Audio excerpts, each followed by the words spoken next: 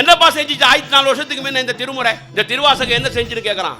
1400 வருடங்களுக்கு முன்பாக பாத பதிகங்கள் பாடி அந்த திருவாசகம் என்ன சாதித்தது என்று சொன்னால், இஸ்லாமிய நாடு என்று சொல்லக்கூடிய யுனைடெட் அரபு எமிரேட் என்று சொல்லக்கூடிய அபுதாபி நாட்டிலே சிவாலயம் கட்டி முடிக்கப்பட்டிருக்கிறது. என்ன சாதித்ததுன்னு கேட்கலாம். சிவாலயம் கட்டி முடிக்கப்பட்டிருக்கிறது. நம் நாட்டினுடைய பிரதமர் 2015 நரேந்திர தாமோதரதாஸ் மோடி அவர்கள் அபுதாபி சென்றார்கள். வெளியுறவு அமைச்சர், செயலர் எல்லோரும் சென்றார்கள். 4.5 லட்சம் கோடி ரூபாய் வர்த்தக ஒப்பந்தம் இந்தியாவுக்கும் அபுதாபிக்கும். முதல் வியாபாரம் கையெழுத்து முடிஞ்சிடுச்சு.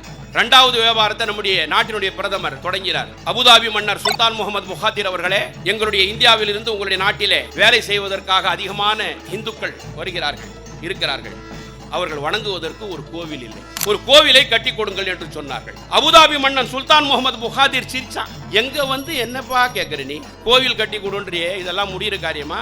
இன்னொரு 4.5 லட்சம் கோடி ரூபாய் வியாபார ஒப்பந்தம் போட்டுக்கலாம், வா கோயிலை கட்டி கொடுன்றியே. நம் நாட்டினுடைய பிரதமர் சொன்னார், இல்ல ஒரு கோயிலை கட்டி எப்படியாவது தரணும். அந்த சுல்தான் முகமது புகாதிர் கேட்டார், உங்களுக்கு ஏகப்பட்ட கடவுளாச்சே, எக்கச்சக்கமான கடவுள், எந்த கடவுளுடைய கோயிலை கட்டுறது?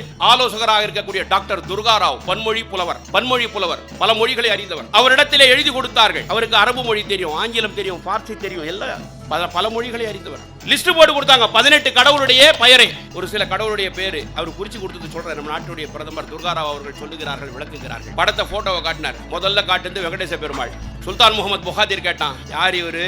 இவர் தான் பெருமாள். ஏன் இவர் கண்ணை மூடினுக்கிறாரு? ஆமா, இவர் கண்ணை மூடினுக்கிறாரு. கண்ணை மூடிக்கொண்டு எல்லோருக்கும் கொடுக்கக்கூடியவர், இவர் பேரு பெருமாள். கண்ணை மூடிக்கொண்டு கொடுப்பதால் இவர் பெருமாள் அல்ல, பெருமாள். இவர் யாரு? இவர் 7 மலையான், 7 மலையிலே ஆட்சி செய்யக்கூடியவர். அப்படியா?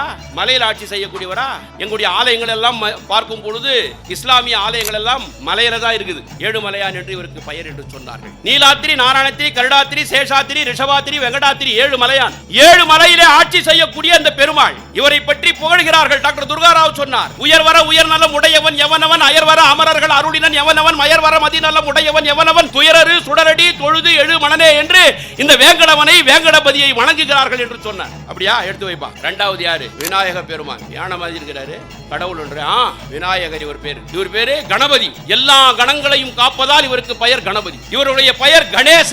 ஈசனுடைய கணத்தை தாங்கக்கூடியவர் சிவபெருமான்.